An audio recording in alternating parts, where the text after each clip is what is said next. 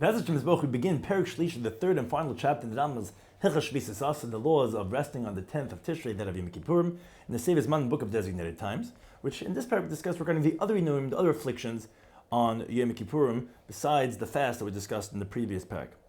The Rambam gives a halacha off regarding the Isser of Rechitza, of bathing. Asor l'irchetz b'Yom Kippurim, it's forbidden to wash oneself in Yom Kippurim, bein mechamen, whether with warm water, bein mitzayin, whether with cold water, bein kol gufa, whether it's its whole body, bein every echad, whether it's just one limb. Afal etzba ketana, even the smallest finger, the pinky. Asor l'shid b'mayim, it's forbidden to dip it into water.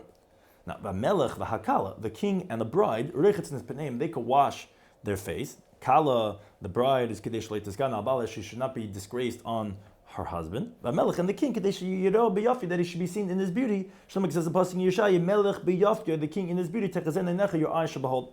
But how long is the wife considered a bride? Until a period of 30 days after the chasna.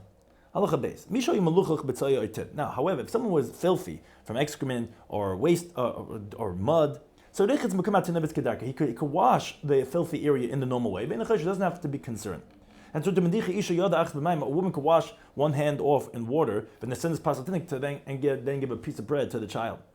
A sick person could also wash in the normal way, even if it's not that his life's in danger. And all those who are obligated in immersion, they have an obligation to go to the mikveh. They can immerse themselves in the normal way, whether in the 9th of Av, or the Yom Kippurim, which are forbidden to bathe oneself. For a chiv tefillah, it would be permitted. Now, halacha gimel, mishrador keri bezman hazeh b'Yom Kippurim. If someone saw a seminal discharge in today's times on Yom Kippurim, where in today's times are different, where we don't have any more halachas that were there in purification in previous times, and also regarding the halacha of takana says, we don't have that, as Rambam is going to shortly explain. So, imlachu, if the keri is still moist, it's enough just to wipe it off with a cloth. If it's already dried up, you can't just wipe it off, or got him dirty. You only wash the filthy areas and you go in your daven. Now it's forbidden to wash his whole body or to immerse himself in the mikveh. Because if someone's immersing in today's times, it doesn't purify himself from the impurity of the dead that we're all in contact with, so it doesn't help to purify himself. And so too, moreover, the bathing that one would go to the mikveh to purify himself from a different concept, that of the ritual impurity from a seminal discharge for prayer in today's times, is elementing. It's only a custom. And there's no custom that can nullify something that's prohibited. Unless it's mutter. If anything, it'll make what's permitted forbidden, but won't make what's forbidden, which is bathing in Kippurim, permitted. And they didn't say that if someone sees a seminal discharge in Kippurim, that he would immerse himself. That was That was only when they instituted that one who is a balkari, a seminal discharge, should immerse themselves. But Rabbi already explained this in Hilchos Kriya Shema and Hilchos Tefillah Shabbat Takana Zu, that this takana, this institution was nullified, and therefore it doesn't have an application. Therefore, one cannot go to the mikveh for a seminal discharge on Yom Kippurim. Halacha Dalet Titru lach b'yesem, mud that's very moist. That if a person would put his hand on that mud, it would make a moisture on his hand. That would then connect that hand to the other hand. Some of that moisture from the first hand would go into the second hand. That type of mud, it's forbidden to sit in there because the moisture of that mud is a pleasure, and it's very close to like bathing, to getting that pleasure from the water. So a person is not allowed to fill up an earthenware vessel with water to cool himself off. Because the water flows through the walls, it penetrates through that, and he's getting some of that liquid that way. And even though a metal vessel that doesn't go through the walls, is still forbidden. Because some of the water, when he moves, it might splash on the skin, which you're not allowed to take any water on the body. But one could cool themselves off with produce, and even though it's cooling, it doesn't have any water, and therefore that's not a problem. What a person could do, he could take a rag, a cloth, from before Yom Kippurim, the shayda isa b'mayim, and he could soak it in water, and dry it up a little bit, just that it shouldn't be what's called tefech minas latfich, which is the concept we said in the previous halacha, that it shouldn't be moist enough that it can make something else moist. And then he could keep it under his garments to keep it with that moisture. But the next day, he could put it on his face. It doesn't have to be concerned because nothing is coming out that's going to go on his face. But even though it has a lot of coolness, that's okay because he's not getting wet. Now, if someone's going on Yom Kippurim to receive the countenance of his teacher, or to greet his father, or someone that's greater than him in wisdom, which these have purposeful visits, or he's going to learn in the Beis HaMedrash, he's allowed to go in a body of water up until his neck, if he has no other choice. He doesn't have to be concerned because his intent is not for the pleasure of bathing. And he goes to do the mitzvah that he was going to do, greeting his Rabbi or his father. And he can even go back through the water, back to his place. Which, well, that's not for a mitzvah anymore. He already did the mitzvah. Yeah. Because if you don't let him go back, he's not going to go. But then when the mitzvah comes out, it's going to be a stumbling block from performing a mitzvah. So therefore, what's called they're permitted to end because of the beginning. So if someone's going to even just watch his produce, he could go up until his neck, and we don't have to be concerned because of the monetary loss they permitted it. But as long as they don't take out their hands from beneath the bottoms of their cloaks, like they would do during the weekday, because that would look like you're floating on the water, which is forbidden on Shabbat. The same thing would be on Yom Kippurim. So although you can go up until your neck, but not to like as if you're swimming, because that would be already forbidden. Allah Chazan continues with the next inui, that of wearing shoes. Also, the sandals, forbidden to wear shoes or sandals, even on one foot. But you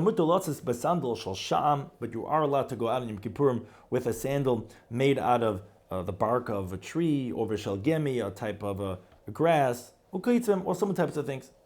That's not the problem of shoes, it's not made out of leather. A person could also wrap a garment around his foot and go out with that, because the harshness of the ground reaches his foot, and he senses that he's barefoot. So he fulfills the inui of Yom Kippurim, although he has some type of rag or garment or cloth protecting his foot, like a slipper. Now, Atenekis, the young children, although we don't afflict them on any of the other inuyim they're allowed to eat, they're allowed to drink, they're allowed to bathe, they're allowed to anoint themselves. But we do stop them from wearing shoes or sandals, because since it doesn't affect the healthy development of the child, which other things would, and therefore that we don't have an obligation of training them over there, these things wouldn't. So the Rabbanan did require chinuch in that halacha of not wearing shoes.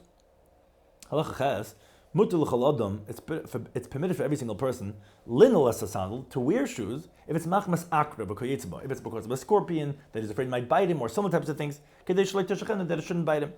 The hachaya, a woman who gave birth, muteres linol as a sandal, she's allowed to wear shoes, mishum tzina, because of getting a cold, kol shleshim yom, all 30 days postpartum. And similarly regarding a sick person, even though there's no danger, still he's permitted to also wear shoes.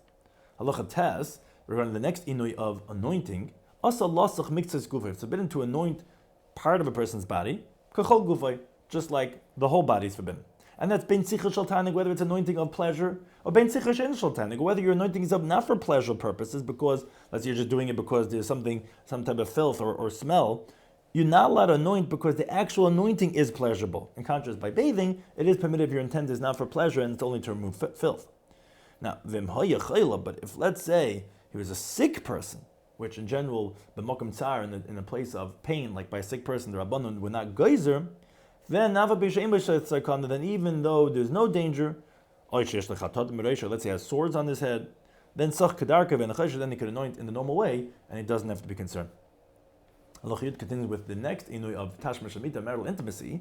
So related to that, yesh makaymis, there are certain places shenogu lahadlik esaner, that their custom was to light a lamp, but leili Yom Kippurim, in their rooms on the night of Yom Kippurim, specifically kadeshiyilei boishes panim meishtoi, so that he should be embarrassed from his wife, and v'loyavdei tashma shamita, that it shouldn't bring to marital intimacy, because they're going to see each other, they're going to know, hey, it's Yom Kippurim, so they've specifically had the lamp burning. And the yesh b'kayim shenogu shaloi lahadlik, there are certain places that actually they specifically had the custom not to light a candle, because meaning that certain places their concern was no, because if we do have the lamp, maybe he's going to see his wife, But she's going to find favor in his eyes, and it's actually going to bring to marital intimacy. So this is what's called that both of them, their intentions were noble. The purpose of both of them was not to have matash v'shemita. One is like, oh, the light's on, we can't be intimate. The other one's like, no, we have to have it off, because if it's on, then we actually might come to be intimate. Now, but that was only on the regular Yom Kippurim. But if Yom Kippurim falls out to be on Shabbos, everyone has to light in all places. Because lighting the lamp on Shabbos is an obligation, and therefore there you don't have any choices. There, you have to make sure to not have tash meshamita, and even though that would be the concern, but there's still its own halachic obligation of lighting the lamp because of Shabbos. Solik Hilchos Shevitas Asor, we have concluded halachas of Yom Kippurim of resting on the 10th of Tishrei.